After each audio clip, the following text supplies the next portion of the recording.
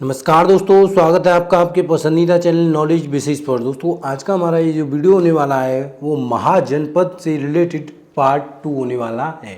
Part 1 इसका हम पहले ही अपलोड कर चुके हैं। यदि आपने नहीं देखा है तो आप हमारे चैनल की प्लेलिस्ट में हिस्ट्री क्लासेस में जाकर आप वो वीडियो देख सकते हो।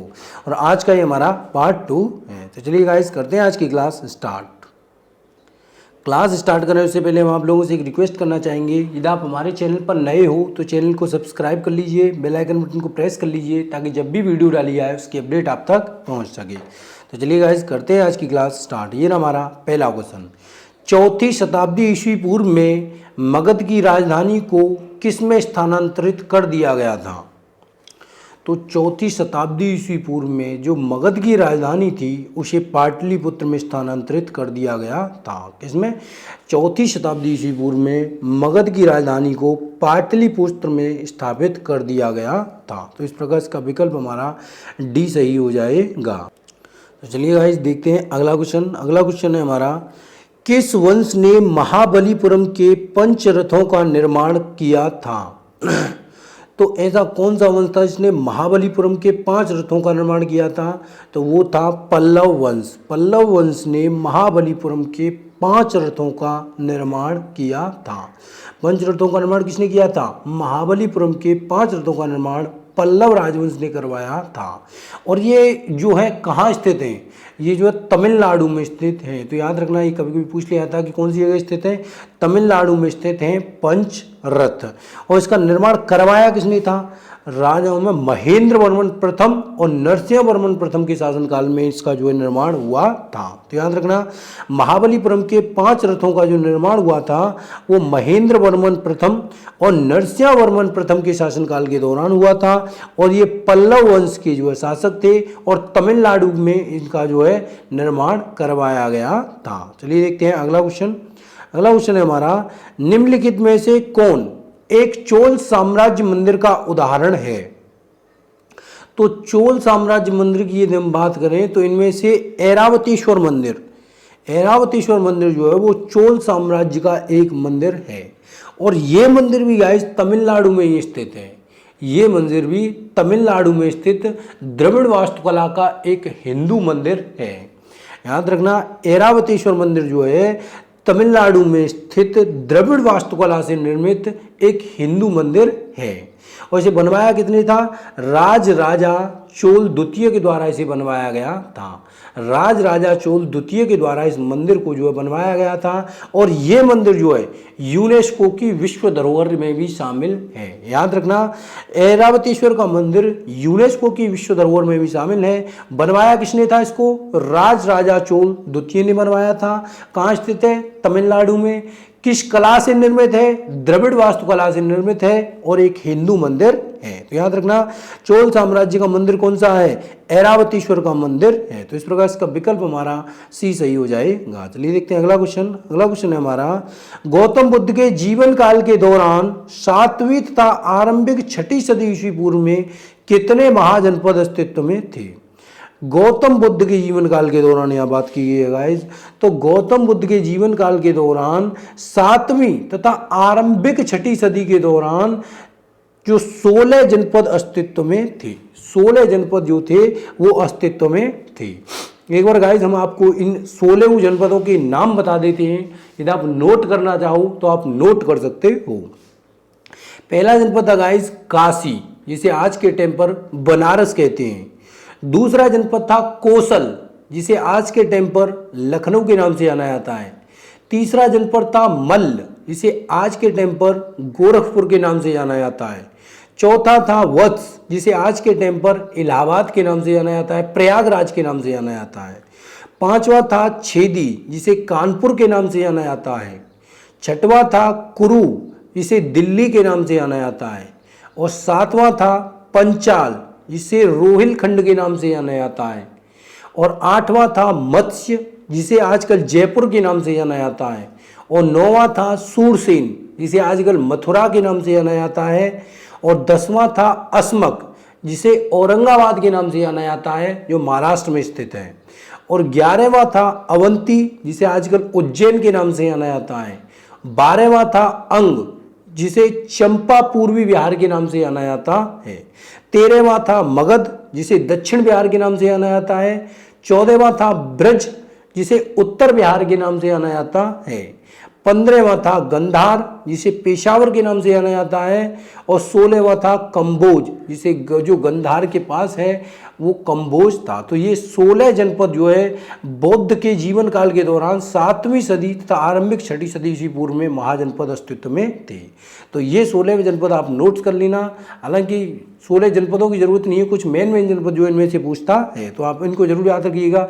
जैसे काशी हो गया, कौशल हो गया, वत्स हो गया, कुरु हो गया, मत्स्य हो गया, ऐसे कुछ जनपद जो पूछे जाते हैं। चलिए देखते हैं अगला क्वेश्चन।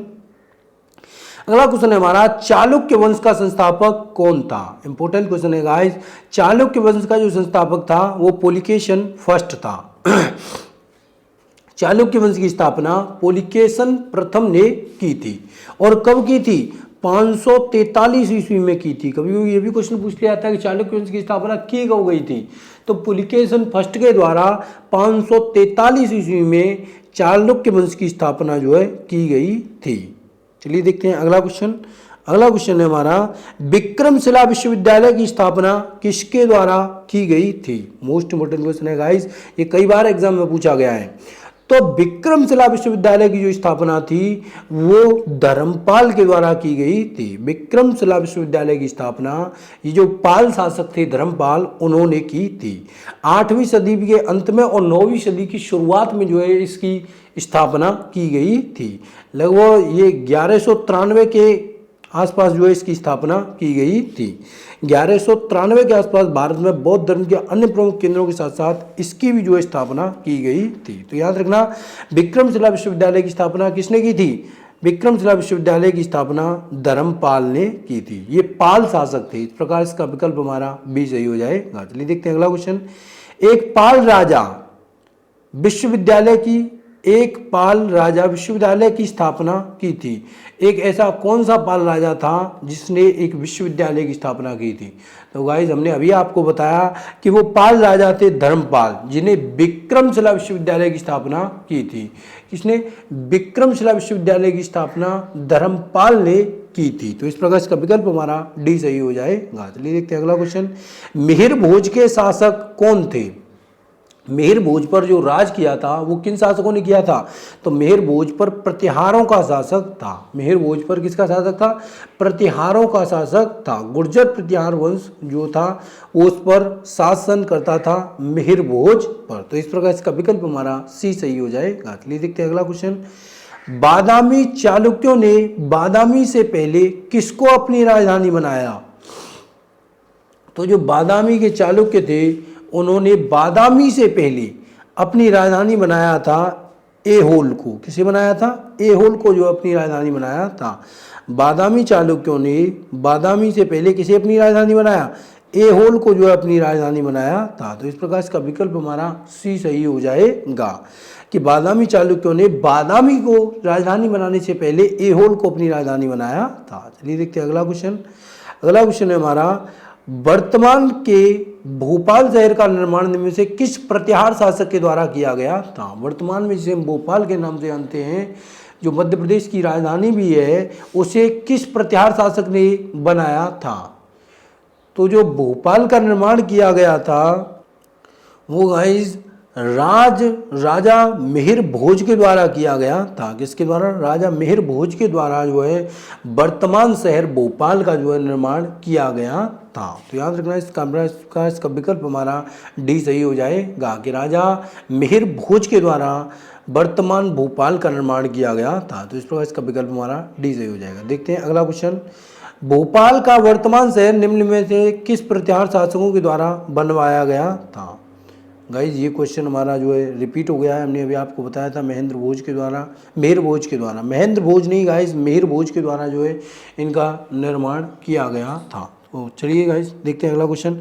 खजुराहो समूह के प्रसिद्ध स्मारकों का निर्माण किसके द्वारा करवाया गया? खजुराहो में जो प्रसिद्ध स्मारक हैं उनका निर्माण जो है वो चंदेल शासकों के द्वारा करवाया गया था। किसके द्वारा? चंदेल शासकों के द्वारा खजुराहो समूह के प्रसिद्ध स्मारकों का निर्माण जो है करवाया गया था। और ये किस राज्य में स्थित है? ये क्वेश्चन गाइस इंपॉर्टेंट है कि ये किस राज्य में स्थित है। तो ये मध्य प्रदेश में स्थित है। जो खजुराहो के प्रसिद्ध स्मारक हैं वो मध्य प्रदेश में स्थित हैं। और इनका निर्माण किसने करवाया था? चंदेल राजवंश के राजपूत शासकों द्वारा इनका जो है निर्माण करवाया गया था। तो इस प्रकार इसका विकल्प हमारा डी सही हो जाएगा। चलिए देखते हैं अगला क्वेश्चन। चोल वंश के अंतर्गत किसानों की बस्तियों को किस नाम से जाना जाता था? तो जो चोल वंश था उनमें किसानों को किस नाम से जाना जाता था? तो चोल वंश के अंतर्गत किसानों की जो बस्तियां थीं उन्हें उर नाम से जाना जाता था। किसानों की जो बस्तियां थी, किसान जो रहते थे, उन्हें किस नाम से जाना जाता? उर नाम से उन्हें जाना जाता था। ये गाइस सिंचाई और कृषि के प्रसार में समृद्ध व्यक्ति थे और इन्हें उर नाम से जाना जाता था। तो इस प्रकार इसका विकल्प हमारा डी सही हो जाएगा कि चोल वंश के अंतर्गत किसानों की बस्तियों को उर नाम से जाना जाता था। ये सिंचाई और कृषि वगैरह में जो बहुत फेमस थे। चलिए देखते हैं अगला क्वेश्चन। अगला क्वेश्चन है हमारा, हर्यक वंश से मगध का प्रथम शासक कौन था? यानी जो हर्यक वंश से मगध का जो प्रथम शासक था वो था गाइस बिंबिसार। बिंबिसार हर्यक वंश से मगध का प्रथम शासक बना था। तो इस प्रकार इसका विकल्प हमारा ए सही हो जाएगा कि हर्यक वंश का मगध का प्रथम शासक कौन था? बिंबिसार था। तो इस प्रकार इसका विकल्प हमारा ए सही हो जाएगा। चलिए देखते हैं अगला क्वेश्चन। राजाधिराज चोल शासकों के राजस्व प्रशासन के संबंध में शब्द सालाभोग का अर्थ क्या है? गाइस ये शब्द जो दिया हुआ है सालाभोग, इसका अर्थ क्या है?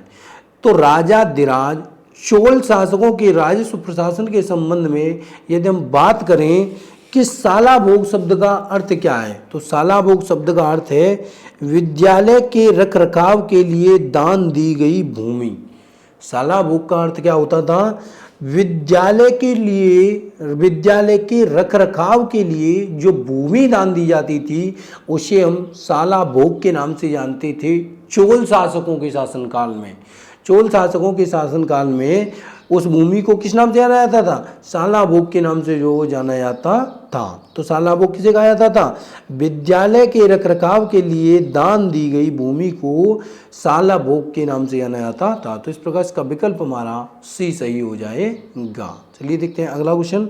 अगला क्वेश्चन है, मगध एक शक्तिशाली महाजनपद होते हुए भी वैशाली में अपनी राजधानी वज्र सहित प्रशासन के एक अन्य स्वरूप के अधीन था, जो क्या कहलाता था? मगध एक शक्तिशाली शासक जरूर था, महाजनपद होते हुए भी वह अपनी राजधानी वज्र सहित प्रशासन के एक अन्य स्वरूप के अधीन था।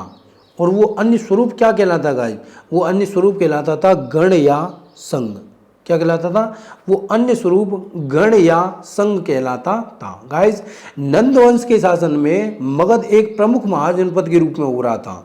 जब नंद वंश का शासन था तो मगध एक प्रमुख महाजनपद के रूप में हो रहा था। हालांकि मगध एक राजशाही शासन था और वज्र पर लोकतांत्रिक शासन था। उस समय की सरकार गण या संघ कहलाती थी, इसलिए जो एक अन्य स्वरूप था वो गण या संघ कहलाता था। तो इस प्रकार इसका विकल्प हमारा सी सही हो जाएगा। चलिए देखते हैं अगला क्वेश्चन। प्राचीन भारत में महाजनपदों के शासकों ने भाग नामक कर एकत्र अपने क्षेत्र में किया था। भाग नामक जो कर था वो किन से लिया जाता था? तो महाजनपदों के शासनकाल में जो भाग नामक कर था वो किसानों से लिया जाता था। किससे लिया जाता था?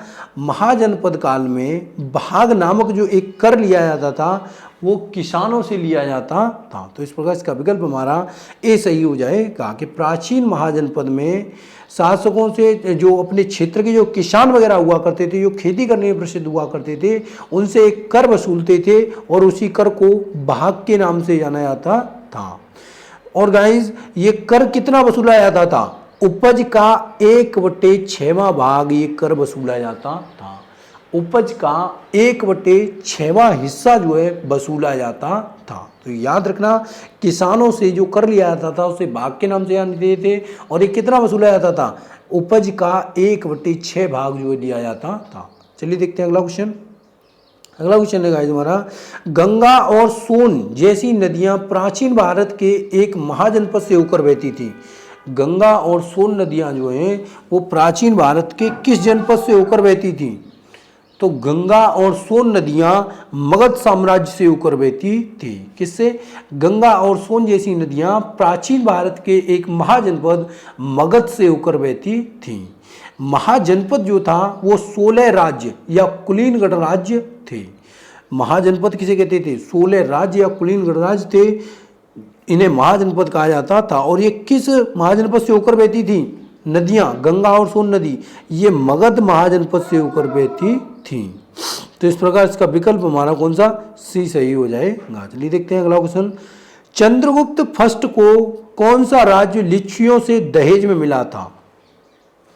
तो चंद्रगुप्त फर्स्ट की यदि हम बात करें तो उसको पाटलिपुत्र जो था वो लिच्छियों से दहेज में मिला था। चंद्रगुप्त फर्स्ट को जो कौन सा राज्य मिला था? पाटलिपुत्र लिच्छियों से दहेज में मिला था। अब क्यों मिला था? क्योंकि गुप्त वंश का पहला प्रसिद्ध राजा घटोत्कच का पुत्र था ये चंद्रगुप्त प्रथम। गुप्त वंश का जो पहला प्रसिद्ध राजा था घटोत्कच, उसके ये पुत्र थे चंद्रगुप्त प्रथम। उसने लिच्छियों के प्रमुख की बेटी कुमार देवी से शादी की थी। जो लिच्छियों के प्रमुख थे उनकी बेटी जो थी कुमार देवी, उससे शादी की थी। और उसी शादी में ये जो है दहेज मिला था इनको पाटलिपुत्र का। तो चंद्रगुप्त प्रथम जो थे लिच्छवी राजा, उन्हें दहेज में क्या मिला था? पाटलिपुत्र के रूप में उन्हें दहेज मिला था। तो इस प्रकार इसका विकल्प हमारा ए सही हो जाएगा। कभी कभी गाइस क्वेश्चन पूछ लिया जाता है कि चंद्रगुप्त फर्स्ट के जो पिता थे वो कौन थे? तो घटोत्कच जो थे वो चंद्रगुप्त फर्स्ट के पिता थे। तो इस प्रकार इसका विकल्प हमारा ए सही हो जाएगा। चलिए देखते हैं अगला क्वेश्चन। बराबर की गुफाएं जो वर्तमान में भारत में मौजूद चट्टान काटकर बनाई गई सबसे प्राचीन गुफाएं हैं, अधिकतर निम्न में से किस काल से संबंधित हैं? मोस्ट इंपोर्टेंट क्वेश्चन है गाइस। जो बराबर की गुफाएं हैं वो भारत में सबसे प्राचीन रॉक कट गुफाएं हैं, जो चट्टानों को काटकर बनाई गई हैं, ऐसी गुफाएं हैं। जो किस मतलब वंश से ज़्यादातर संबंधित है? तो वो मौर्य राजवंश से अधिकतर संबंधित है। किस राजवंश से? मौर्य राजवंश से जो अधिकतर संबंधित हैं। ये जो गुफाएं हैं वो बिहार के जहानाबाद जिले में बराबर की पहाड़ियों में हैं। गाइस याद रखना कौन से राज्य में है? बिहार के जहानाबाद जिले में बराबर की पहाड़ियों में स्थित हैं। इन गुफाओं का निर्माण अशोक ने और उसके पुत्र दशरथ ने उसके पुत्र नहीं गाइस, उसके पौत्र दशरथ के शासनकाल में जो इनका निर्माण किया गया था। जो बराबर की गुफाएं हैं वो मौर्य राजवंश से संबंधित हैं और इनका जो निर्माण करवाया था वो सम्राट अशोक और उनके पुत्र के भी पुत्र दशरथ ने जो है इसका निर्माण करवाया था। और इसका विकल्प हमारा सी सही हो जाएगा। गाइस यदि आपको वीडियो पसंद आया हो तो वीडियो को लाइक ज़रूर कीजिएगा। आप किसी भी स्टडी रिलेटेड ग्रुप से जुड़े हुए हैं आप उसमें इस वीडियो को शेयर ज़रूर कीजिएगा। चैनल पर नए हो चैनल को सब्सक्राइब कर लीजिए, बेल आइकन को प्रेस कर लीजिए ताकि जब भी वीडियो डाली जाए उसकी अपडेट आप तक पहुँच सके। धन्यवाद।